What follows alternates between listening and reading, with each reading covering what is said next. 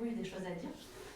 Donc bienvenue, on va essayer de vous restituer le contenu de nos échanges. Donc moi je suis Véronique Jal, je suis co-directrice du Connecteur, qui est un média en ligne spécialisé sur l'innovation en Auvergne, et qui est porteur depuis 3 saisons du club Open Innovation, qui est la raison de notre présence aujourd'hui sur le forum French Tech. Le club Open Innovation, c'est un club qui regroupe une quinzaine de personnes issues de grands groupes, de grosses PME, qui ont en commun de partager, de porter des projets d'innovation dans leur structure. Et ce club, dans ce club, ils viennent chercher des outils méthodologiques, de l'accompagnement et un regard externe au travers de co-développement sur des problématiques qu'ils peuvent rencontrer, et puis aussi de la réflexion collective sur des sujets qui les occupent ou qui les préoccupent de manière collective. Un de ces sujets, c'est celui de l'évaluation de la pertinence et de l'efficacité d'une démarche d'open innovation. Et c'est ce dont on avait envie de vous parler aujourd'hui, puisque le club, et Julie Simple de l'Imagrin vous présentera tout à l'heure dans la deuxième partie de cet échange une grille d'évaluation de la maturité des démarches d'open innovation. C'est en fait le travail qu'ils ont conduit ces dernières séquences, c'est de se demander finalement comment est-ce qu'on mesure l'efficacité d'une démarche d'open innovation.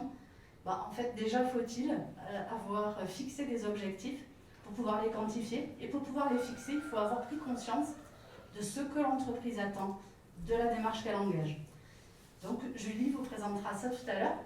Et en fait, en réfléchissant et en préparant notre intervention aujourd'hui, on s'est dit que ce qui pouvait être intéressant aussi, c'était d'avoir la lecture, la perception des startups qui elles-mêmes collaborent avec ces grands groupes ou ces grosses PME. Et c'est pour ça qu'on en est venu à organiser un petit atelier. Alors du coup, c'était vraiment un petit atelier, ça a été très dense, pour identifier de manière collective les freins, les appréhensions, les difficultés qu'il pouvait y avoir dans le démarrage de cette relation, les bénéfices aussi, évidemment, les envies, les atouts, et puis commencer à brosser quelques pistes de solutions. Donc voilà, alors quand je vous dis que ça a été très dense, c'est surtout pour vous dire que finalement on n'a pas vraiment préparé une restitution hyper cadrée.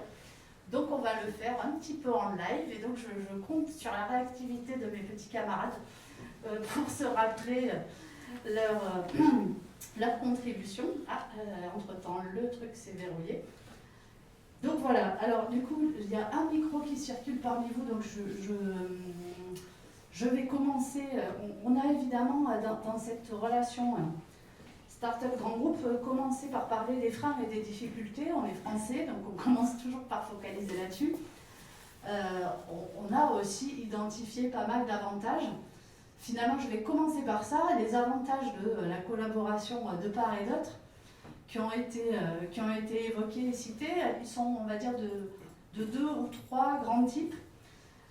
Notamment une première, il est là, Reynald, un premier bénéfice pour les grands groupes qui va être en fait ce regard extérieur apporté par une start-up ou par une jeune entreprise qui va regarder le mode de fonctionnement d'une entreprise, d'un grand groupe, et peut-être l'amener à prendre conscience de la manière dont les process se sont complexifiés et de se réinterroger sur le pourquoi on en est arrivé à ce degré de complexité et comment est-ce qu'on pourrait le simplifier. Donc du coup, est-ce que tu peux juste dire un mot sur ce sujet ? Oui. Allô ? En fait, il faut commencer à parler, je pense, et puis... oui. Non, il faut appuyer sur le bouton. C'est pas grave, vous allez m'entendre. C'est bon. Vas-y. Oui, allô ? Non, visiblement. Je vais élever la voix, ça sera peut-être mieux. Oui, donc en fait, le truc, c'est que dans les grandes entreprises, souvent, on a des process qui existent depuis très longtemps, qui se sont complexifiés au fur et à mesure du temps pour des raisons que personne n'est souvent capable d'identifier. En général, on vous sort, c'est l'histoire, où on a toujours fait comme ça, donc c'est que ça doit être bien. Hein. C'est le grand truc. Et on en arrive à faire des choses qui autrefois étaient simples, les faire de manière extrêmement complexe, sans forcément toujours se réinterroger. Allô ? Oui, ah oui. Sans forcément toujours se réinterroger sur pourquoi on fait comme ça, et découvrir un jour que des startups font mieux que nous, plus vite, plus efficace, plus simple, et que du coup, si elles y arrivent, c'est qu'il doit bien y avoir une manière de faire différente. Et donc casser nos process pour entre guillemets, les réinventer avec elles ou contre elles, parfois, ça dépend si c'est des concurrents ou pas. Et cette espèce d'effet de complexité qui vient avec le temps, sur lequel on ne prend pas toujours le temps, nous, de s'interroger, parce que on est pris comme tout le monde dans le feu de l'action et qu'on avance sur 1000 sujets, et que tant que ça marche, pourquoi le casser, parce qu'on a déjà assez à construire des trucs qui ne marchent pas. Donc l'intérêt de travailler avec des startups, c'est justement d'être confronté à cette vision-là, peut-être des fois une vision différente du marché, d'avoir vu des choses que nous, identifier des choses que nous, on n'a pas identifiées. Merci. Je vais m'arrêter là parce que sinon je peux parler longtemps, mais il y a d'autres trucs à dire. Oui, il y a d'autres trucs à dire, donc tu peux peut-être passer à Axel. Hop, ça tombe sur toi.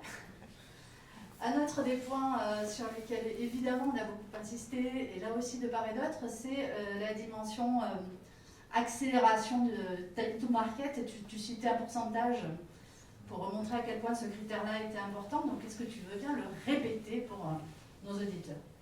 Donc, bonjour, Axel, CEO de la société Highlight. On est un SaaS studio pour startups, on fait des logiciels en ligne B2B, donc on accompagne beaucoup de startups, et le succès en fait d'une startup, c'est contre-intuitif, mais c'est pas que le financement, c'est surtout le time to market.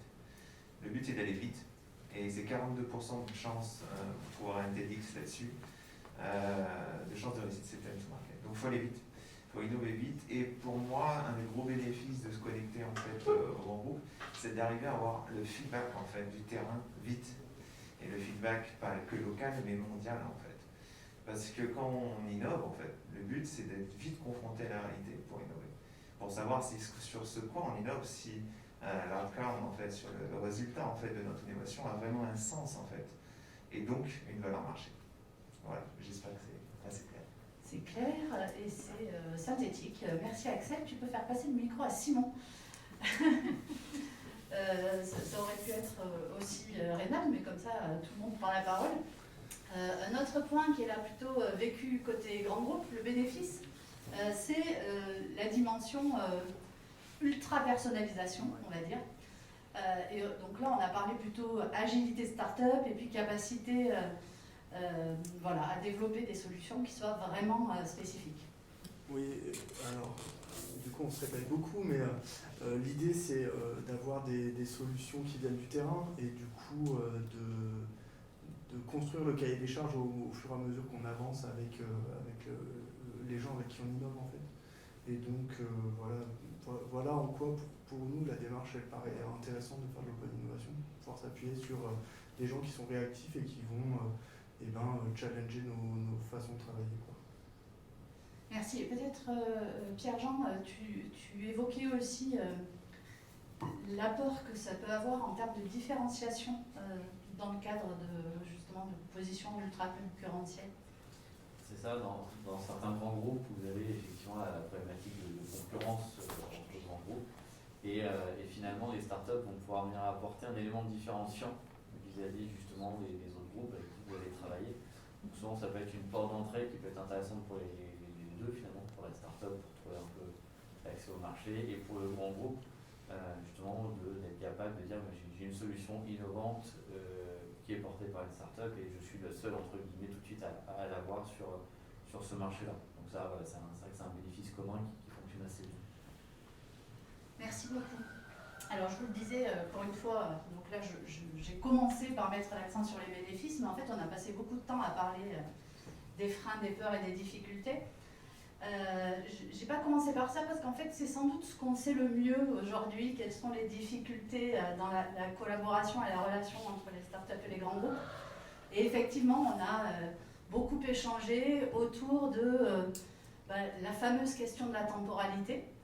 Donc voilà, quelle perception on peut avoir, quel ressenti on peut avoir au regard des temps de développement et de collaboration entre côté grand groupe avec des procédures, avec des équipes à embarquer, avec des étapes à passer, avec Reda l'a cité tout à l'heure, toutes les contraintes, je n'ai pas retenu, mais c'était que des trucs à base de sigles qui sont effectivement ultra effrayants. Et puis côté start-up, des impératifs d'avancer, d'obtenir des financements, d'obtenir des réponses rapides. Bon, voilà, tout ça aujourd'hui, on va dire, on le sait.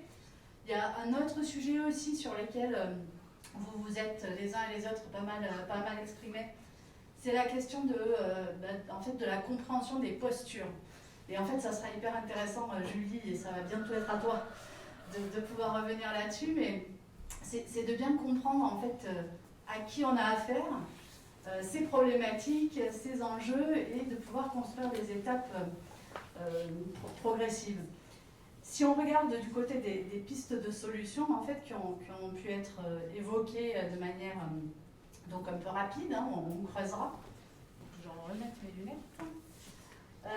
On a quand même une notion, je ne sais pas lequel d'entre vous voudra rebondir là-dessus, qui est cette notion en fait, d'arriver à établir la confiance dans la collaboration et d'arriver à se connaître suffisamment pour pouvoir démarrer en fait une vraie relation de confiance qui permette de construire quelque chose de progressif. Julie, est-ce que sur cette notion de confiance, tu veux dire un mot ? Lors de nos échanges, on a beaucoup parlé du fait que pour entreprendre une dynamique entre une start-up et une grande entreprise, ce qui comptait beaucoup, c'était l'humain. Les start-up l'ont beaucoup cité. Je pense que c'est vraiment quelque chose d'important. Établir la confiance, ça s'établit à la fois par les premières relations qu'on va avoir entre la personne qu'on a en face de nous et aussi sur les preuves.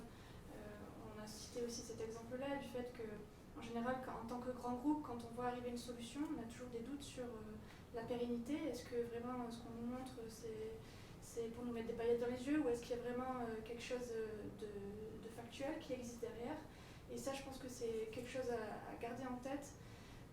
Le grand groupe aura des difficultés à se projeter peut-être sur des projets qui ne sont pas matures, parce que ça va lui faire peur et que lui, ce qu'il souhaite, c'est peut-être avoir une solution déjà clé en main. Donc arriver avec quelque chose de factuel, ça va augmenter la confiance qu'on aura envers la start-up et garder aussi ce côté humain d'avoir un vrai interlocuteur derrière qui est là pas à pas pour nous accompagner aussi. Merci, et c'est vrai que c'est quelque chose que j'ai noté tout à l'heure. Je ne sais plus lequel d'entre vous a dit, oui, de toute façon, c'est toujours une rencontre, une dimension humaine qui va rendre les choses possibles et qui va permettre à cette relation de démarrer. Mais du coup, c'est aussi un point de fragilité parce que dans les grands groupes, les changements de poste peuvent être rapides et fréquents et que ça fragilise beaucoup la relation. Donc, il faut élargir son socle d'appui quand on démarre une collaboration et multiplier les contacts humains. Il y a un autre point là, Sébastien, tu évoquais cette notion, on peut dire que ça rejoint la question de la confiance, c'est la question de la crédibilité, de la légitimité. Julie l'a évoqué aussi, Reynald également, quand la start-up se présente pour la première fois, il y a une forme d'interrogation. Toi, tu l'évoquais avec cette dimension de l'activité industrielle qui amène une autre forme de rassurance. Est-ce que tu peux revenir là-dessus ?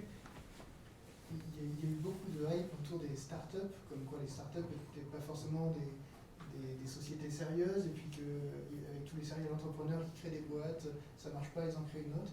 Donc du coup, on a beaucoup de mal à être pris au sérieux, surtout par des industriels.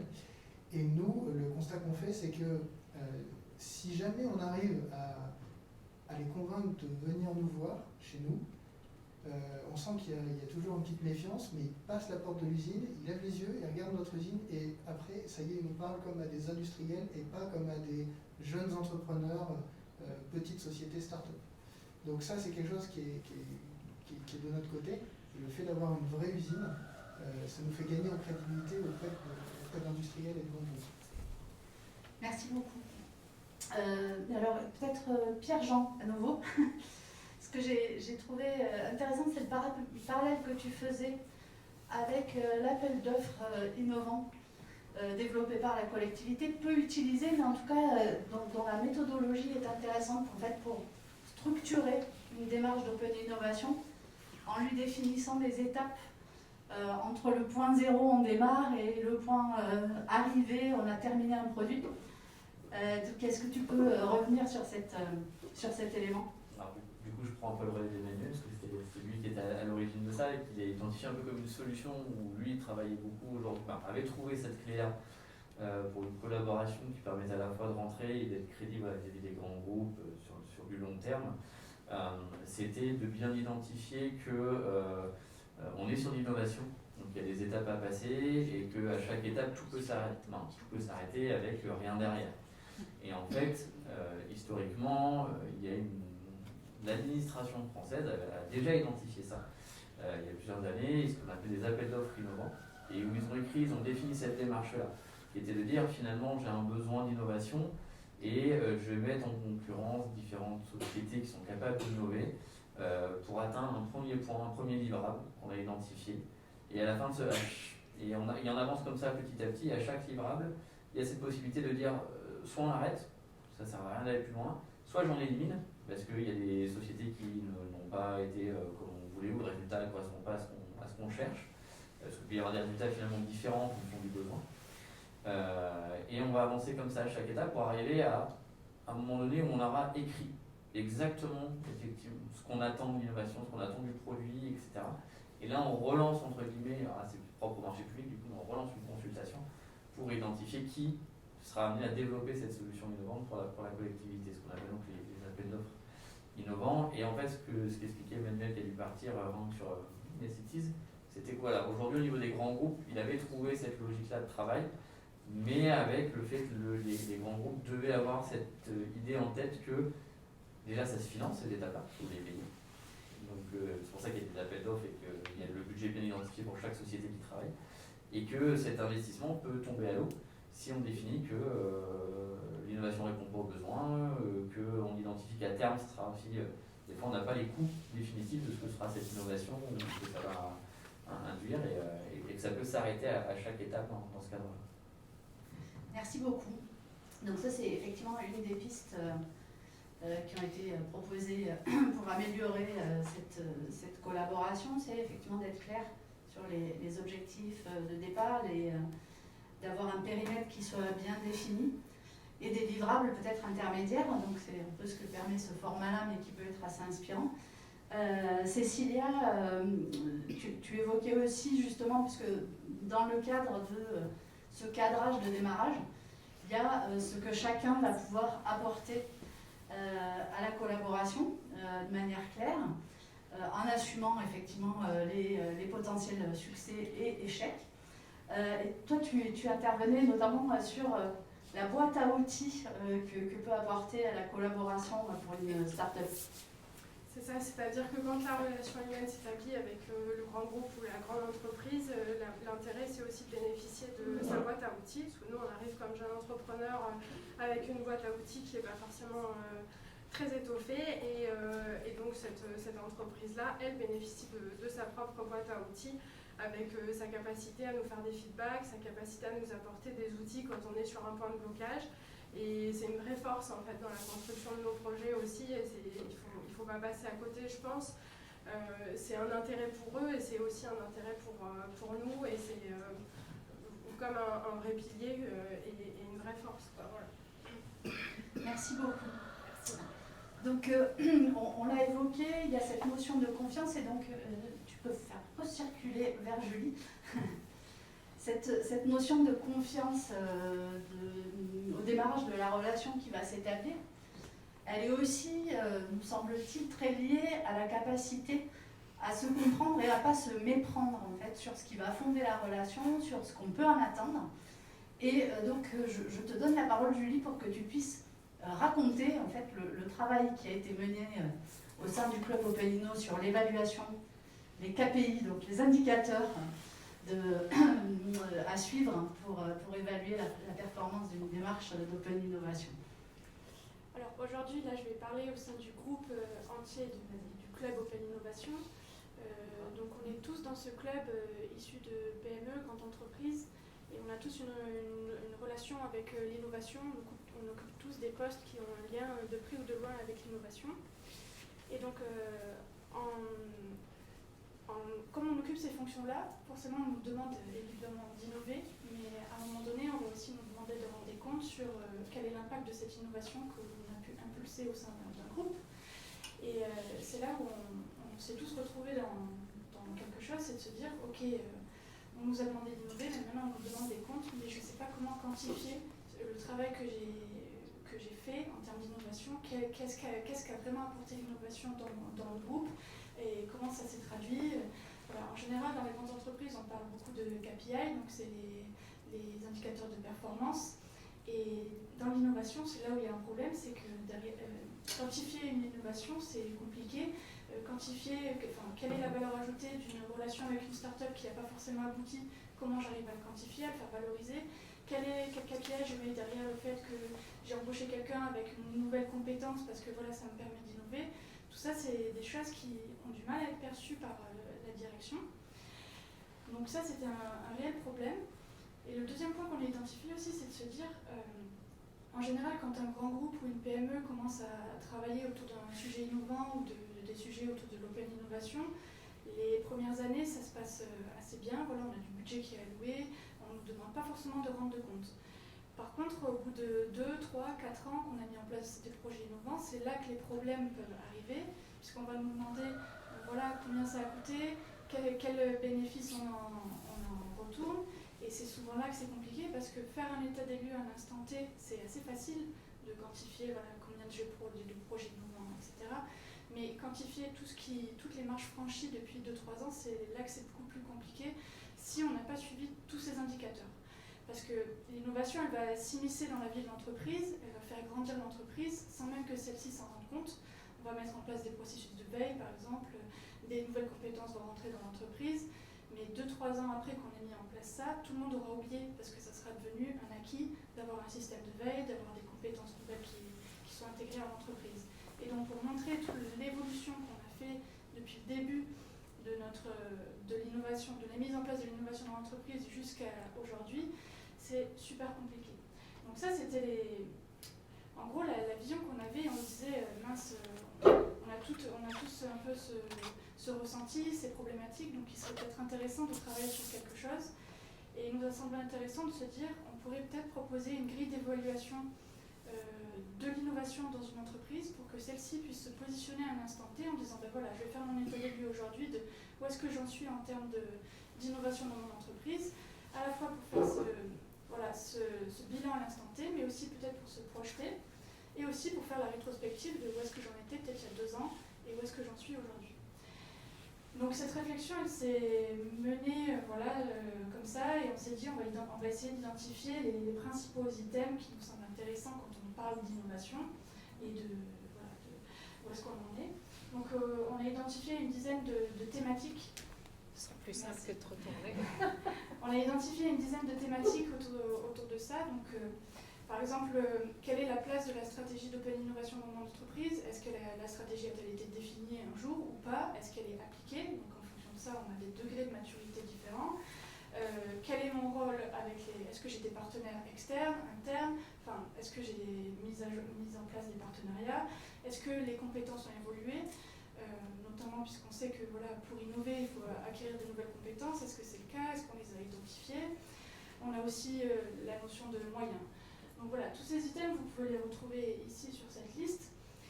Et si vous pouvez changer. Ouais.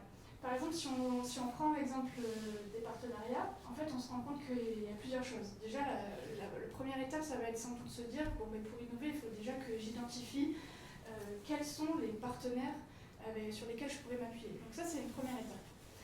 Une autre étape, ça va être de se dire, ok, je les ai identifiés, mais j'aimerais tester quelques innovations avec eux, donc je vais mettre en place des proof of concept, par exemple. Donc ça, c'est une deuxième étape. Et l'étape ultime, ça va être de se dire, on a vraiment une notion de partenariat forte, et je commercialise quelque chose avec ce partenaire. Donc on voit bien qu'il y a des degrés de maturité différents, et en fonction de ce que va faire l'entreprise, on pourra considérer qu'elle a un degré de maturité par rapport à l'innovation. Et en fait, ce qu'on a identifié, c'est qu'il y a à peu près, on va dire, 3 degrés de maturité d'innovation au sein d'une entreprise. On va avoir les novices, les confirmés et les experts.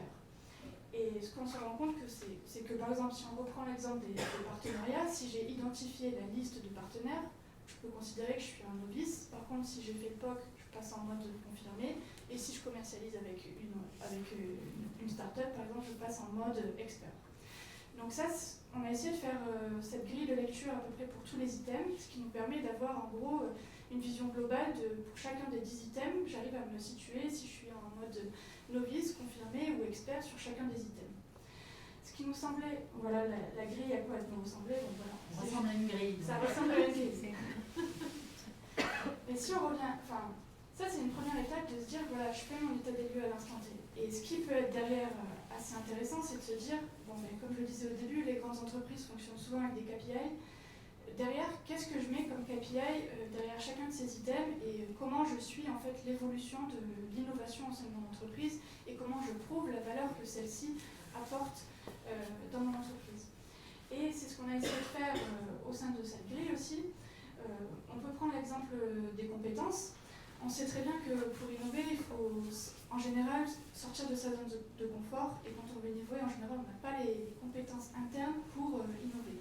Je vais prendre mon cas dans mon entreprise. Je suis dans une équipe d'innovation autour de l'agriculture numérique. Ce n'est pas le cœur de métier de l'Imagrain. Le cœur de métier de l'Imagrain, c'est d'être un semencier, pas de faire des services autour de la graine, faire des services innovants numériques. Donc, quand on a voulu lancer des projets d'innovation, il a fallu déjà identifier quelles étaient les nouvelles compétences qu'il faudrait à l'Imagrain à intégrer dans le groupe pour arriver à ça. Donc, une première étape, c'est d'identifier, donc lister les nouvelles compétences.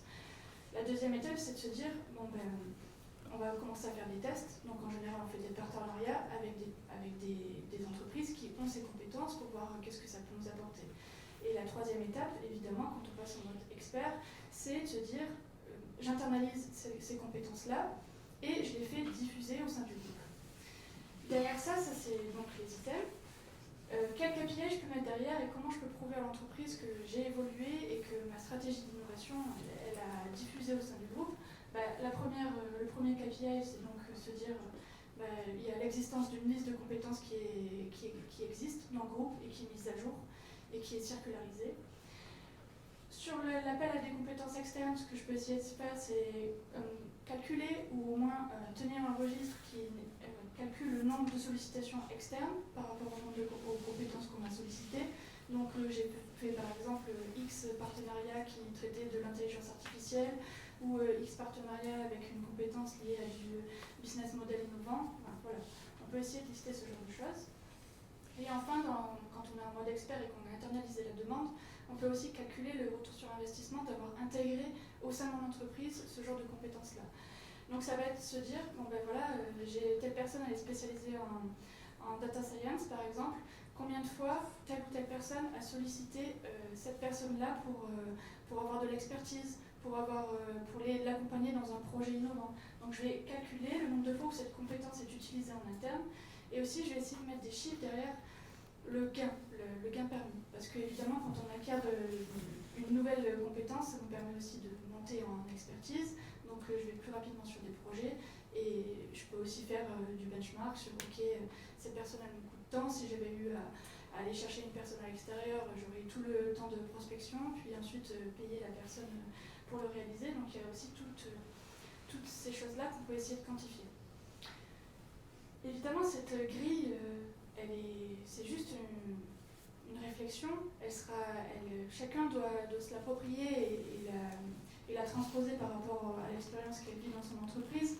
En tout cas, on trouve que c'est un bon moyen, déjà, pour les entreprises pour se permettre de se situer, où est-ce que j'en suis vraiment en termes d'innovation, pour montrer peut-être aux décideurs aussi de se dire, ben voilà, vous nous demandez d'être expert en innovation, mais on n'a que les moyens pour être novice, puisqu'à l'heure actuelle, on a franchi que les étapes novices. Ça peut nous permettre aussi de faire une projection sur dans combien d'années je veux être en mode expert ou confirmé et de montrer aux décideurs qu'il y a certaines étapes à franchir et donc forcément qu'il y a des moyens dédiés à mettre derrière. Et pour les startups, ça nous semble être vraiment peut-être quelque chose d'intéressant à travailler. Pour une relation, quand on commence une relation avec un grand groupe, on ne sait pas forcément en face où est-ce qu'ils en sont sur tel ou tel item, de se dire Rapidement, la start-up peut demander à l'entreprise de remplir cette grille pour au moins avoir une meilleure connaissance aussi de là où en est l'entreprise sur sa stratégie d'innovation et pour pas qu'il y ait de conflit d'intérêts à se dire, ben voilà, la grande entreprise elle est en mode 2 bis, mais la start-up a besoin cherche plutôt des gens confirmés et éviter voilà, peut-être des conflits. Des incompréhensions. Des incompréhensions. Merci beaucoup Julie, c'est effectivement un travail qu'ont mené l'ensemble des membres du club OpenInno, que de faire ce travail d'auto-évaluation. Ça nous a semblé intéressant à partager avec, on va dire, les adhérents French Tech, parce que le fait pour les startups aussi de se rendre compte qu'il n'y a pas, c'est pas parce qu'on est dans un grand groupe que la démarche d'open innovation, elle est forcément mature. En fait, il y a plein de profils de startups comme plein de profils de grands groupes. Et cet outil-là, c'est simplement un outil pour essayer d'harmoniser ou de séréniser le démarrage d'une interaction. Est-ce que Simon ou Renate, vous avez envie de rebondir sur ce que Julie vient de raconter? Et je vous invite à préparer vos questions, puisqu'il nous reste quelques petites minutes avant de céder la place à la conférence suivante. Alors je vais remercier Julie parce que c'était très clair. Effectivement, on est dans un collectif qui est quand même très hétérogène et malgré tout, on avait ce besoin de retrouver ce qui fait notre collectif, en fait, je vais dire, et du coup, où est-ce qu'on en est de la démarche. Et effectivement, l'outil, alors moi, j'ai pas beaucoup participé, j'avoue, mais de mon point de vue, l'outil... Je vais cocher des cases.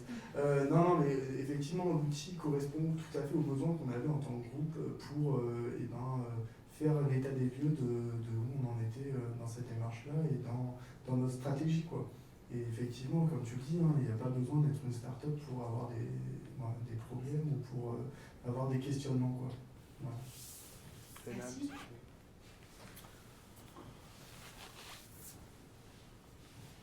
Je pense que pour le coup l'essentiel a été dit et je vais pas m'étendre, je vais laisser plus de temps peut-être aux questions parce que... Très bien, alors est-ce qu'il y a des questions? J'attends une première question. Alors je vous laisse réfléchir, du coup moi je vais en poser une donc aux représentants des startups ou jeunes entreprises.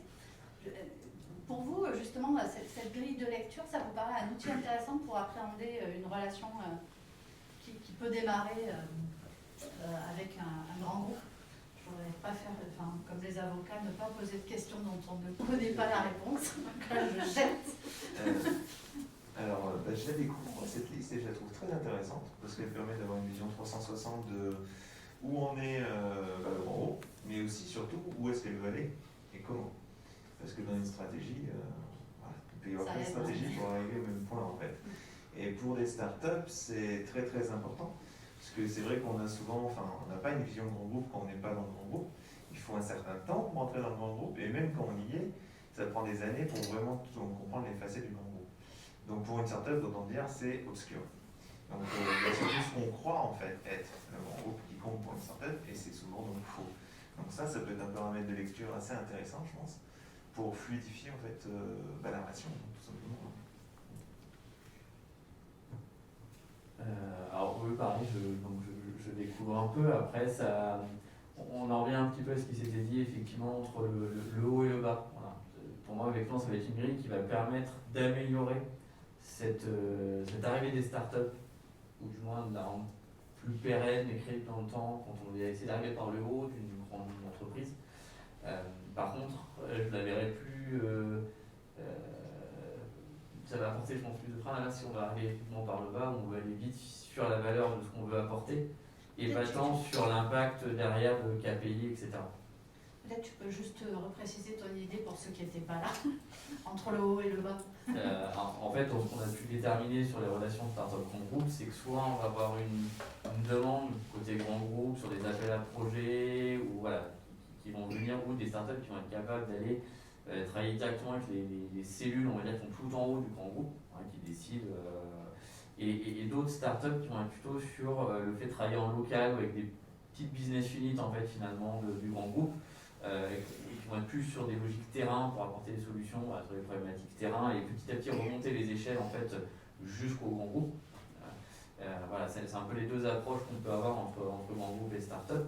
Et finalement, voilà, donc là on a, ce qui avait été mis un peu dans les freins, justement c'est sous cette logique, on va dire par le haut, sur les appels à projets qui pouvaient, on l'avait dit, ouais, justement, derrière on ne s'est pas rendu compte, quand on a fait l'appel à projet que les startups arrivent, qu'on a besoin en interne d'avoir des compétences en plus ou d'avoir du travail qu'on n'avait pas imaginé, etc. Et qui viennent finalement biaiser la relation avec la startup. Et voilà, je pense que ce genre d'outil permet justement, quand un grand groupe veut lancer un appel à projet ou autre, d'avoir identifié, ok, je le lance et je suis capable de le soutenir derrière parce que j'ai atteint en fait finalement ces étapes-là. Ouais, je préfère finalement la logique d'étape finalement que le KPI pur, mais l'outil est bien dans cette logique-là. Oui, merci. Emmanuel me glissait dans l'oreillette que c'est effectivement pour les startups, c'est plus un outil de questionnement de ces nouveaux interlocuteurs pour arriver lui-même à évaluer où est-ce qu'il se situe. C'est pas forcément adapté à la startup, mais en tout cas, ça peut guider l'échange et l'interaction pour arriver à bien se comprendre, hein, puisque j'aurais dit, on avait choisi comme titre Put yourself in my shoes, c'est l'idée de se dire comment est-ce que je suis capable d'épouser les problématiques, les contraintes, l'environnement de mon interlocuteur et ceux de part et d'autre. Parce que, et donc pour conclure, c'est un peu ce qu'on peut se dire à ce stade-là de nos échanges, hein, c'est que cette collaboration, c'est vraiment la collaboration de deux univers qui ont chacun des niveaux de contraintes différents et qui doivent apprendre à poser en fait sur un parcours des étapes qui permettent à chaque fois de reboucler sur où est-ce qu'on avait dit qu'on irait, est-ce qu'on y est allé, est-ce qu'on continue ensemble ou est-ce qu'on arrête, voilà, des périmètres en fait qui soient bien définis et qui permettent de sécuriser l'avancement d'une collaboration. Vous avez une dernière chance pour poser une question et sinon on va lever la séance parce que la prochaine conférence qui est je crois consacrée à l'éco-conception démarre à 14h. Pas de questions? Je vous remets à une ultime question. Je viens à vous.